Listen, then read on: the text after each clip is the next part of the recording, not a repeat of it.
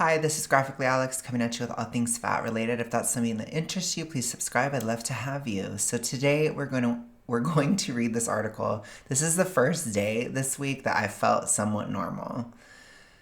So I'm gonna do a couple videos today. I'm gonna take advantage of it because goodness me, my last gym cycle was weird. I'll have to talk about that in probably a health update. But anyways, I want to just kind of get into this topic. So this is an article that is called "I Went on a Diet, Lost Weight, and Got Healthy, but People Were Worried, Not Impressed." So I wanted to just read this because this is something that I have been noticing. Now, this is the Independent. This is another UK story. I tend to like a lot of them on here because they're not super politicized like a lot of stuff in America is. And we can actually talk about the issue at hand. And I appreciate that a lot. Now, watch me say that. And then this article is like super political or something. That would be funny. But it's just really annoying.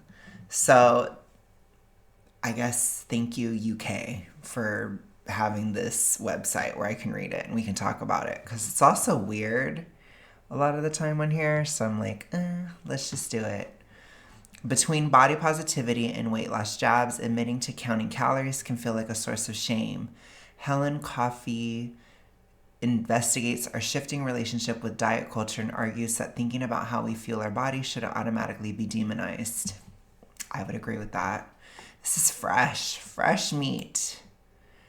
February 24th. We are fresh. Let's go. Okay. In January, like every New Year, New You cliche. Oh my gosh, I'm still weird. I've been having low dopamine brain. I'm sorry, y'all. You'll have to bear with me. I have the dopamine from the deficit, the low dopamine from the deficit. So you have to support me. I'm going to guilt you. I'm having a chapel era. If you don't support me, I'm guilting you. I'm guilting you, period. No, I'm just kidding. Anyways, I might be a little tongue-tied throughout this, so just bear with me. Okay.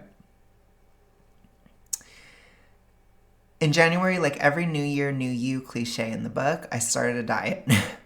In the time-honored tradition, immortalized by Bridget Jones and her famous Red Diary, I stripped off, creaked myself onto the scales, winced at the result, and diligently recorded the numbers in a freshly downloaded weight loss app. Sounds pretty typical.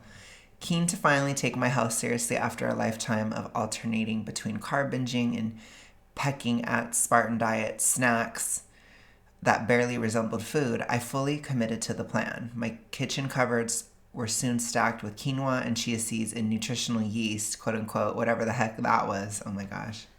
This is actually, it's pro-thyroid, by the way. Not me being like, oh, I've had to use that before. It's pro-thyroid because it has, it's usually supplemented, but it has vitamin B1. So, just a little tip. I'm just saying I've had to take it as well. Gosh. Whew, speak now, Alex. Whew, okay, I got this. I got it. I got it. Oh, man. Okay. Whatever the heck that was. My fridge shelves groaned with cottage cheese and greens and Greek yogurt. I made every nutritionally balanced meal from scratch, stopped drinking anything other than water and herbal tea, kicked my refined sugar and snacking habits, and strove to exercise 4 times a week. Within a month, I had lost more than a stone. That's 14 pounds for my Americans. I know a little bit. Okay. It's 14 pounds. I know a little. I know some things. Okay? 14 pounds. Which I feel like a lot of that would be water, honestly. 14 pounds in a month is kind of a lot, just for the record. Was sleeping like a log and my mental health had been better. Had been? Oh, had never been better. Okay, I was like, not me like making it more negative than it actually was. It wasn't the first January diet I'd ever embarked upon, but this time around there was one stark difference. The whole endeavor was tinged with shame. Oh, being on a diet felt like my dirty little secret, something sordid to admit to rather than being a cause for positivity. Although I knew my reasons were sound, overweight, alcohol dependent, and eating processed crap 80% of the time, yeah, that's pretty valid. I wanted more than anything to simply take care of my body for a change. I found myself proffering caveats, apologies, and excuses anytime I had to come out of the diet closet. I'm really just doing it for my health, I'd say, madly overcompensating with cringe making enthusiasm. You don't need to worry. I'm not going to get fixated. I've got a healthy relationship with my body. I love my body. Ha ha ha. Ooh. Ooh. Yeah, all I can say is I'm a little too bratty for that. I'm too brat for that, period. I would not do any of that. Um but to be fair, like I just don't talk to people a lot. And I certainly don't talk to a lot of people in public about my diet. I mean, I talk about it on here, but I'm not like out on the streets talking about it with people.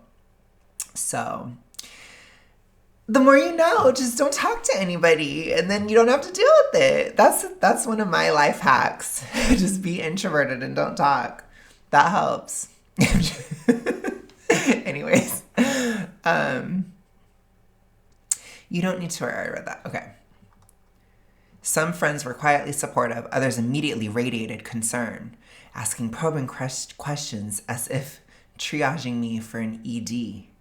What had brought this on? Had I really explored my own internal motives? Why was I not eating breakfast? Surely that wasn't safe. I had started out on an intermittent fasting plan. It was completely safe. Yes, I felt the need to explain myself over and over again and provide endless reassurance that I was okay, really, I promise. So, this is something that we do need to talk about as well. I keep trying to bring it up. We're talking about the interpersonal, which I'm really glad that I found this. I don't know, it's like I stated the intention and now I started seeing things where it's kind of covering it. But I want to focus more on it this year. And what this person is encountering is the projection behind EFA by the letter D. It's toxic ritualistic projection. So if somebody is doing anything regarding their diet to people within the disorder, you automatically trigger them and they project that you're doing something like that. Which, if there was any like logic behind it, if they really asked you about the plan, if they noticed that you were overweight, like if you are, I'm just going to say she, sorry. She says she's 80 pounds overweight. Yeah, it's time to lose some weight, you know? Like, it's not, oh gosh. I mean, clearly there's some kind of projection going on here in this type of thing. And that's why I think it's good to be aware of these issues, because then if somebody is projecting it upon you, you can know what's going on, you can know where it's coming from, and you can just kind of like throw it in the trash. I know that that's harsh, but again, I don't play nice with these types of things. I don't think anybody should. It's trash. It's not valid. It's really tricky because a lot of times when people do have the disorder, they are in denial about it. But so it's like, it's just tricky. It's really tricky. That's why I think this issue has been so tough for a lot of people, because there are a lot of people who say, oh no, I don't. But they clearly do. And then there's somebody like her who probably doesn't. And she's thinking she might, because people are acting like she does. And it's like, no. It's, if you have a plan, if you're counting calories, for example, that's definitely more objective If you have a goal that you're trying to hit, it's a reasonable goal, it's within a healthy range. Those are more objective things, right? You're adding a little bit more of a standard. It's not something you're just basing on anxiety or basing on the vibes or basing on this type of stuff. That can be kind of risky. And for people that do struggle with toxic ritualistic behaviors and mindsets, I would suggest keep things objective. For people who are very severe, I would suggest counting calories either way, so you can make sure you're eating enough or you're not eating too much for your goals, and try to de-emotionalize the experience at all moments. But for people who are just, doing their thing, you don't need to necessarily think you have that immediately right out the gate. You probably don't. Unless if you're like super morbidly obese, you're like 350 pounds and that kind of thing, that in that case you may have it. So you really should question it at that point. But if you don't, then there's probably going to be some other physical issue going on that is causing weight gain, or that is contributing to your weight gain, making you hungrier, this type of thing. Because when you get to be like very, very big, it's really difficult, and there's got to be a reason why. Most people that are just kind of passively gaining weight, they turn it around at a certain point, because it's not fun anymore. It reaches a point where it isn't fun, or it's not easy, or it's just like, oh. Usually around morbid obesity, I've observed a lot of people as they approach morbid obesity, they probably feel like crap and they pivot, and then they start to lose at that point. And it's because you feel horrible. So I know why they do it. I just had I had toxic ritualistic behaviors.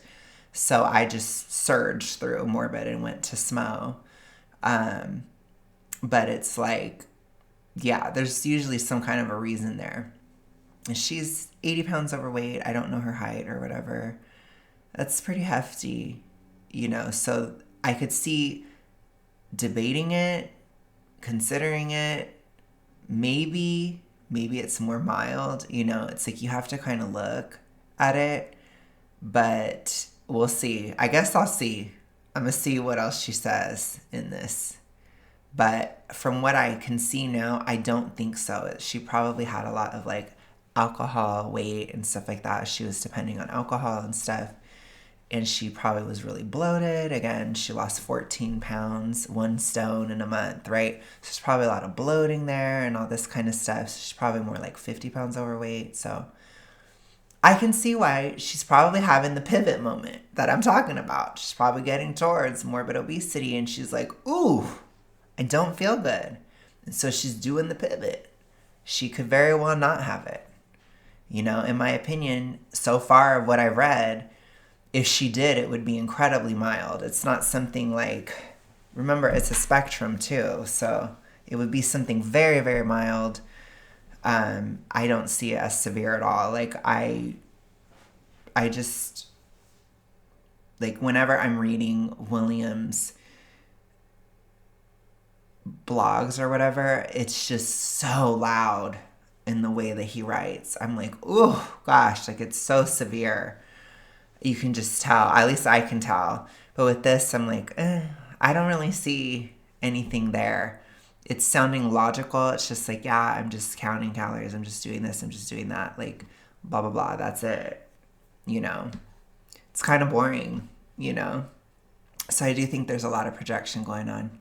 If I was struck by the fact that making lifestyle changes to better my mental health, my mental and physical health had provoked embarrassment and guilt in myself and frequently negative knee-jerk reactions in others, I was struck even more by how much diet culture has changed over the last 20 years. Yeah, it is crazy. Finally, somebody acknowledging the differences from 20 years ago. That in and of itself makes her seem less disordered to me, honestly, because a lot of people within that, they are so stuck on the early 2000s. It's crazy. To once again reference Miss Jones, Helen Fielding's yo-yo dieting heroine, Eternally preoccupied as she was with the number on the scales, and her wildly fluctuating daily calorie intake was representative of an entire generation. In the 90s and noughties, every woman I knew seemed to be on some brand of insane diet constantly and was entirely open about that fact. People would breezily tell you they were on Atkins or the cabbage soup diet, drink Slim Fast shakes in plain view, and bring celery sticks stuffed Tupperware into work. I still remember doing my first ever detox as a teen. It consisted of a 24-hour fast before gradually reintroducing minuscule amounts of raw vegetables over the following 3 days, and starting Weight Watchers with my pal at the age of just 16, desperate despite having a perfectly healthy BMI. During my GCSE revision, I was also learning the number of points in every single supermarket product off by heart, unnecessary knowledge I still carry with me to this day. Okay.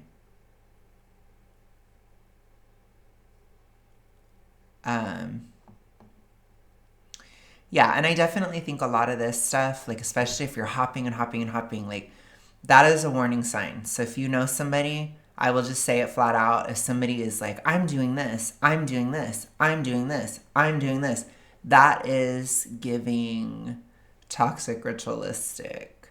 That's a warning. That's like a red flag. That's not good. If somebody just tries something one time and they're like, I'm doing Atkins, and they do it for a while and that's it, or they do it, they stick to it, and they conclude it or whatever, that wouldn't necessarily be toxic ritualistic. It depends on like, it's the logic behind it. It's the reasons why. It's this type of stuff. It's the things that people say where it's like, the weight will just magically come off if I do this. And, you know, if somebody's saying things like that, that's where it's like,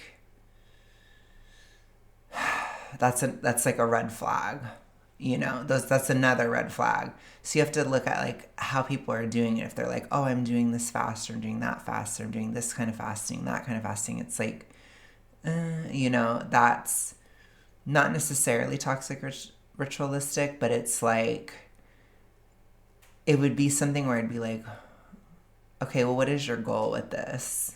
You know, that would be my question. What are you trying to do? And if they're like, well, I'm doing it for spiritual reasons, I'm doing it for this and that and the other, I'd be like, okay, that's not necessarily toxic ritualistic. If it's like, I'm doing it because I want to lose weight after I ate so much the last few days, that's toxic ritualistic. That's not a good reason. So you have to kind of look at it for what it is. And that type of thing would be binge related. Oh, well, I ate so much, so I want to fast now.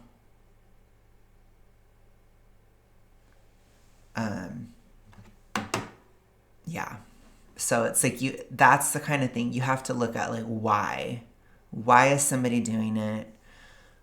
How often are they hopping from thing to thing? And all this type of stuff. So, yeah.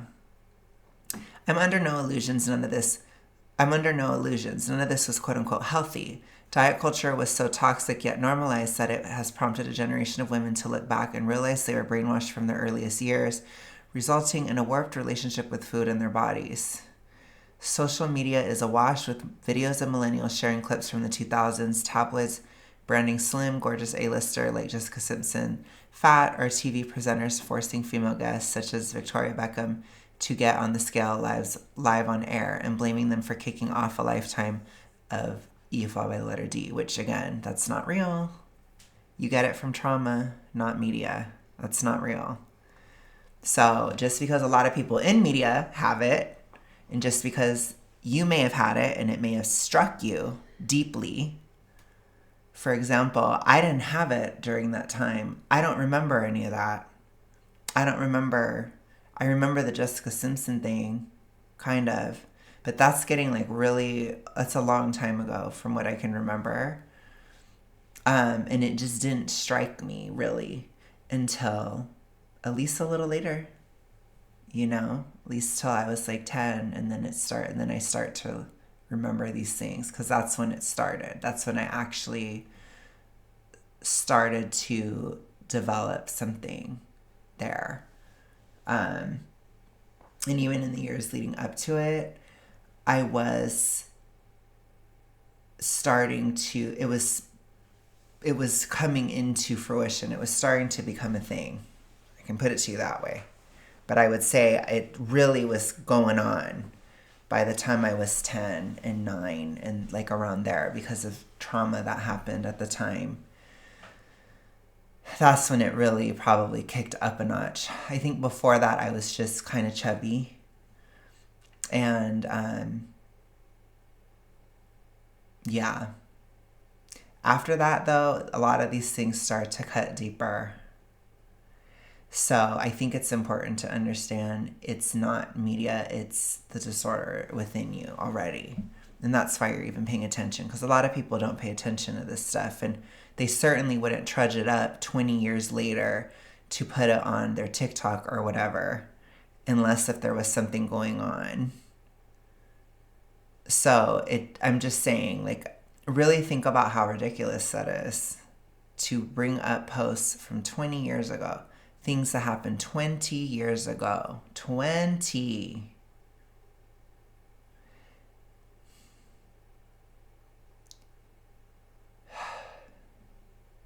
So when, my question I have for these people is, when could you get over it then? Another 20 years? Does it need to be 2045 and then you can get over it?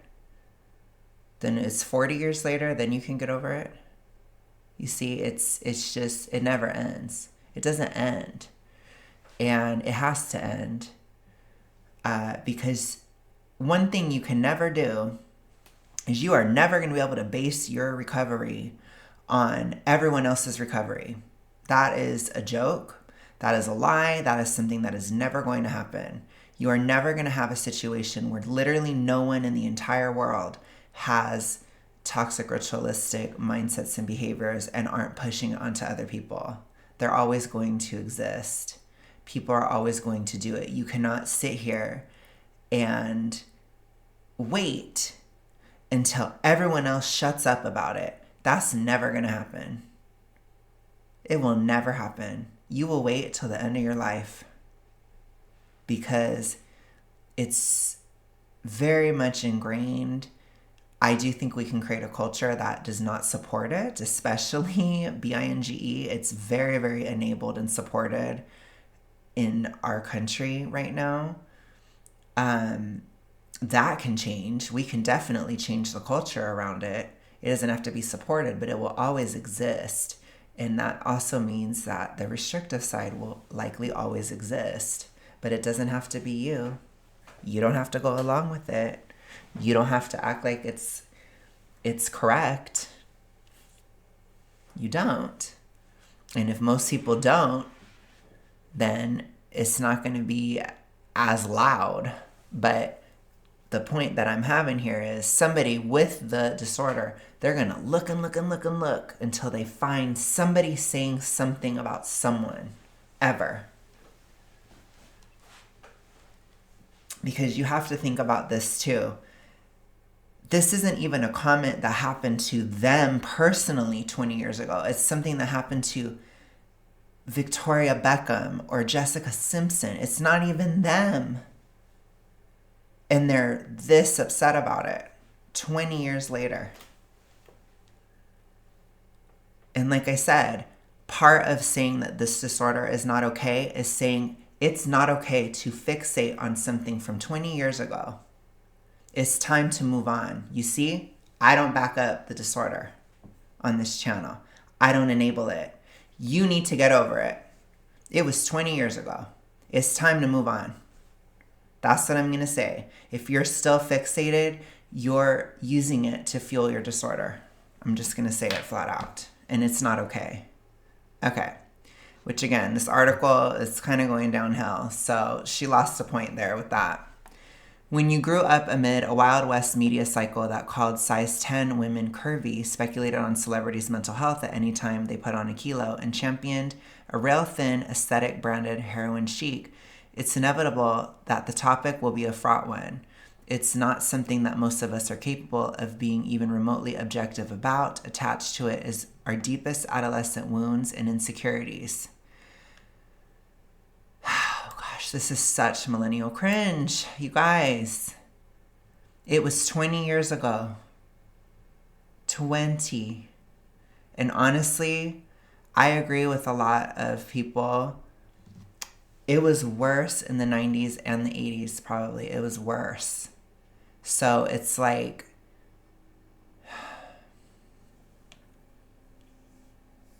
you know, William is younger, and William is freaking out about 2010's Tumblr. And it's been 10 years. It doesn't matter. There's always going to be something, you guys. There's always going to be something. You don't have to pay attention to it. You don't have to internalize it. You don't have to obsess over it. You don't have to be like, oh, well, this is how it was. And it doesn't matter.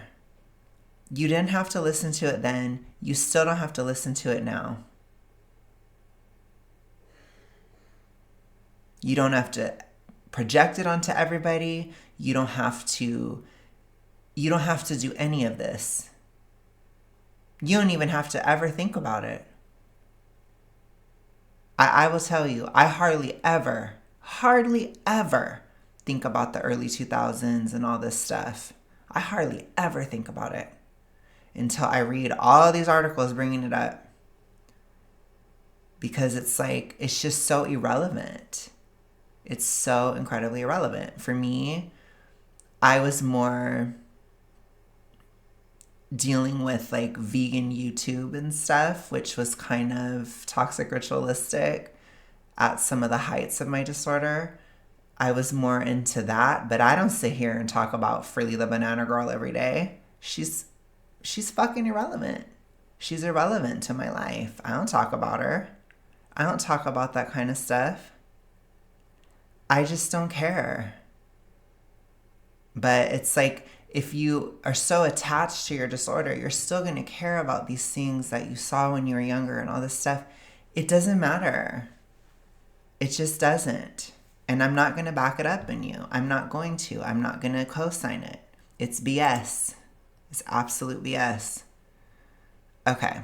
Anyways. Okay. Oh, gosh. Attached as it is our deepest adolescent wounds and insecurities. In this context, the ingrained mistrust of the word diet and anxiety tangled up with everything around even remotely approaching restrictive eating makes perfect sense. It doesn't. So I need people to stop giving this stuff the benefit of the doubt. That's something that I need to stop happening. A lot of people need this to stop happening, because when you give somebody credence or credit for their disorder, you're reinforcing it. You're telling them that it's okay. It doesn't make sense. It doesn't. It was 20 years ago. If I talked to one of these women, I'd say it was 20 years ago. How much longer would it take for you to get over it? I'll never get over it. Why not? They wouldn't have an answer. Well, I just, because of this and No. Do you ever get over anything then? Have you ever gotten over anything in your life? Have you ever gotten over anything that's happened to you actually personally? And if they say no, then they have bigger problems. Way bigger issues than just that disorder. They got a lot going on. Because it is ridiculous. I'm sorry. It is just ridiculous. Back in 2000, 25 years ago, a survey of 5,000 British women found that the average woman had gone on at least 32 diets in her life. Just 1 in 100 women were satisfied with her body shape and size, with 85% admitting that they worried about their body image every single day. Yeah, that's not great. More than 3/4 of women who were in the healthy weight bracket still wanted to lose an average of 10 pounds. 4 out of 10 women said that they had experienced some kind of EFA by the letter D. So, I wonder how much those numbers would be if we were looking at BINGE as well. Might even be higher. Might be more like 4 out of 10 is quite a bit. So, yeah, just saying. It's a lot. I definitely think there was something going on with Gen X. I'm just going to be real. It's something I've observed. It seemed like it absolutely skyrocketed within that generation of women. I don't have an answer as to why, but it seems like it was a thing. And I honestly think that it's through that genetic basis and that learning behavior that it has persisted in millennials and Gen Z and stuff. That cohort of women seems to be particularly like, wow, because when you guys commented about like when you guys were in high school in the 80s and like every girl was doing something, and it's just like, whoa, and I don't know if it was like that before that time. Maybe it was, but I'm the kind of person where it's like, it doesn't matter how long it was or how long it went, it still has to stop. And enabling binge, it's the same thing. It is also a disorder. You just don't enable any of it. No, it's time to say no to all of it completely, to reject the premise entirely, to say, okay, well, it was dumb. It's time to move on. It's time to move on. Diet culture was so toxic, yet normalized, that it prompted a generation of women to look back and realize they were brainwashed. Cut to 2025, an estimated 935,000 girls and women in the UK suffer from EFOD by the letter D, according to Charity Beat. It's no wonder that the very idea of dieting has prompted backlash. So, if we're talking about the whole of the UK, you see how the numbers, people act like everybody has it, but they don't necessarily. I do feel like, I don't know, like I said, I think about the 80s sometimes, and I wasn't there, clearly. And, but I do wonder what was going on. But if I had to guess, I'd say there was probably a lot of traumatization in the 70s. That's my guess. And then by the time that those girls were in high school, then it turned into that. And it does seem like it's something that I've noticed, which a lot of you guys are saying, oh gosh, like some of you guys commented, you're like, if they think the 2000s are bad, try the 80s. And it's like, I believe you. I'm pretty sure it was probably worse, But I just think, my opinion is there was probably a lot of trauma going on, which is very sad. And, but either way, we can't change the past. All we can do is try to change the present and the future. And that's what I'm trying to do here with this, is like, let's just move forward without this toxic ritualistic BS. And part of that means letting go, because you have to. You have to just not give it credence anymore. With the 2010s came the cultural shift of the body positivity movement. Again, not according to William. And also not me either. I saw a lot of stuff that was not necessarily that in the early 2010s.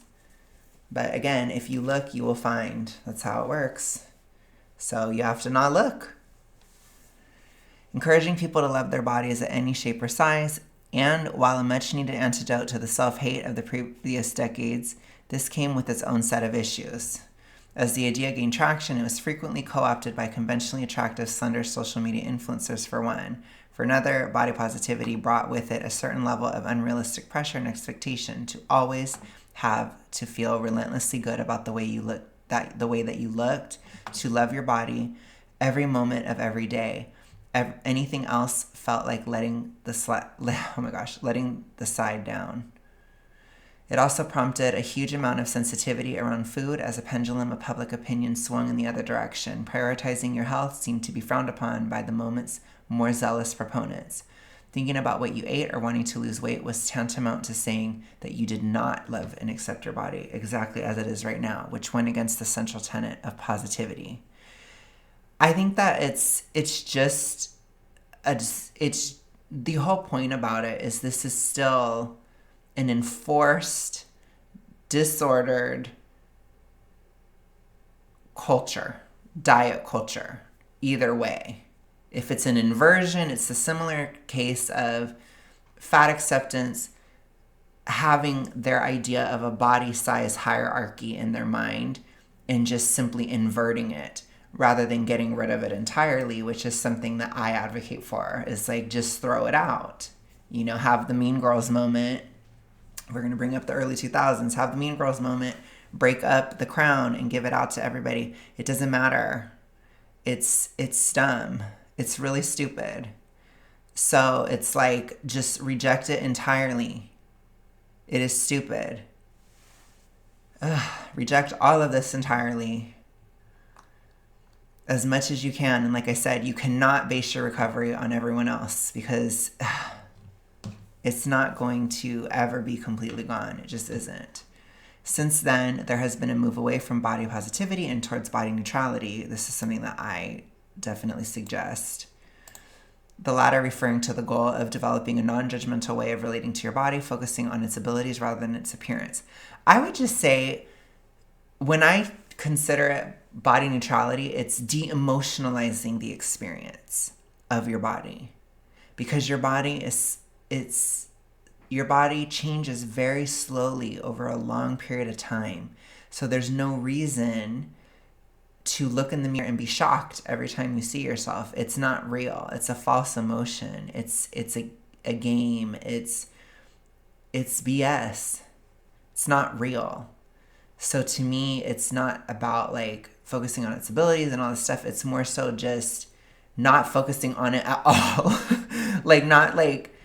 Or just in a normal way where it's not this super emotional thing. That's what we got to do. The Grammy Award-winning musician Lizzo, who has been on her own transformational health and weight loss journey, has become an advocate. She told the New York Times in 2024, quote, "There are some days I adore my body and others when I don't feel completely positive. The idea of body positivity, it's moved away from the antiquated mainstream conception. It's evolved into body neutrality." I just advocate for don't act like you're surprised every second of every day by the way your body looks. It's de-emotionalize it. De-emotionalize how you think about your body. That's very important, and understand that you're creating emotion behind it. It's not actually real. It isn't a thing, because your body is not something that happens to you for you to react. That's not how it works. Your body is something that is just there, and that's it. End of sentence. Dot, period. That's it. It's over. Your body is just something that's just there. Looking at the younger generation, on the face of it, Gen Z seems to eschew the unhealthy diet culture that was rife at the turn of the century, but dig a little deeper, and this health-conscious cohort is arguably just as susceptible. They may not use the word diet, but TikTok abounds with content around clean eating, protein consumption, raw foods, juicing cleanses, and what I eat in a day videos. From an outside perspective, it looks an awful lot like the same obsession, just repackaged, rebranded, and given a 2020s makeover. Alongside all this, cases of orthorexia are on the rise, according to the specialist ED service provider, The Bridge. Though not yet officially recognized as a clinical diagnosis, it describes the behavior I'm not trying to read it that many times. When an individual has an unhealthy obsession with healthy eating, clean eating, or pure foods, an obsession with nutrition that starts to take over an individual's life. I don't know if I totally agree with that. I do find it interesting that it's not recognized as a clinical diagnosis. I find that fascinating. My knowledge of it is that you are obsessed with how other people are eating, which I would say that is toxic ritualistic. If you are like really obsessed, fascinated, questioning, having emotions about how other people are eating in a way that is, tying into your own behaviors and all these different things, that's where I'd be like, okay, that is toxic ritualistic going on. Like, that's something going on. But if somebody wants to eat foods that are just like not processed crap, I don't think that that's a disorder. It's like you have to kind of look also at the emotional quality behind it. Is it just like a rational decision, or is it like this, oh my God, I have so much anxiety about it. Like if it's like that, then it's like, whoa, But if it's like, I don't want to eat a Twinkie, like I'm not going to eat a Twinkie. If you try to give me one, I'm not eating it. Just hell no. I'm not doing it. No. Because it would make me feel like crap. And I don't want to feel like crap. So it's like, no. According to this article, they'd be like, oh gosh, well, you got to really worry about it. It's like, no. Just because we don't want to eat the corporate slop doesn't mean that there's something wrong. That's not true. Now, if you're getting into cutting out entire food groups, if you're freaking out, if you see somebody eating something in front of you, like that kind of stuff, it's like, ooh, like I would be a little careful, Always remember to keep things within ratios. Try not to be so black and white about everything. But you do not have to eat a Twinkie to prove anything to somebody. You know what I'm saying? You don't have to eat it. Like I told you guys, I haven't been wanting to eat the food dyes. So I haven't had candy in a long time now because I don't want to eat those. I don't want to eat those dyes. I just don't. I'm just done. It's like a protest. I'm done. I am done. I don't trust it. And I'm done, That doesn't mean that it's toxic ritualistic. It's just, it's kind of freaky. It's like all this stuff is banned in all these other countries. And it's like, oh gosh, why? And then you look into why and it's like, ooh. I'm like, that can't be good for my thyroid. I'm not going to do it. So I stopped. And I will say, like, my appetite has been very strong this year. I haven't really had anything this year. And I am a lot less hungry. So, but it could be a lot of things going on. It could just be healthier. It could just be that I'm not SMO this winter. This first winter, I'm not SMO. It could just be a lot of different things. But I'm just saying, it didn't hurt to cut them out. It didn't hurt me. It just didn't. Anyways, let's continue. And then, of course, there's the other side of the same body-conscious coin, the increasing number of women that who are losing weight using synthetic means. Yes, I'm talking about weight loss jabs, Ozempic, Wegovy, Mounjaro, Saxenda, etc., or Saxenda et al., which, while originally developed and prescribed as a treatment for patients with type 2 diabetes, have swiftly surged in popularity among civilians. An increasing number of Brits are buying these injections privately at a whopping cost of around £200 a month, with 5% of the population currently using them and 9% reporting they know somebody who uses them, according to whatever. 1 in 5 Britons have said they would use a weight loss drug if it was free on the NHS. And it looks an awful lot like the same obsession, just repackaged, rebranded, and giving a 2020s makeover. To me, I do think that there has been a lot of that toxic ritualistic thing going on for quite a long time. I'd say, like I said, by my estimate, at least 40 years, which is quite a while. And body positivity, that whole thing, fat acceptance, clearly, it was just another flavor of it. But the actual problem was never solved or dealt with. And so the trends are just going to go back and forth and do all this stuff over and over again. And it's dumb. It's really stupid. As the numbers have grown, so the stigma has shrunk and the notion has become mainstream. At least 4 people I know have spoken openly about getting injections in the last 6 months. In this sphere, admitting that I'm on a diet feels somehow even more mortifying, like something quaint and old-fashioned, practically retro at this point. Why would you bother with all that? Seems the unspoken question hovering in the air.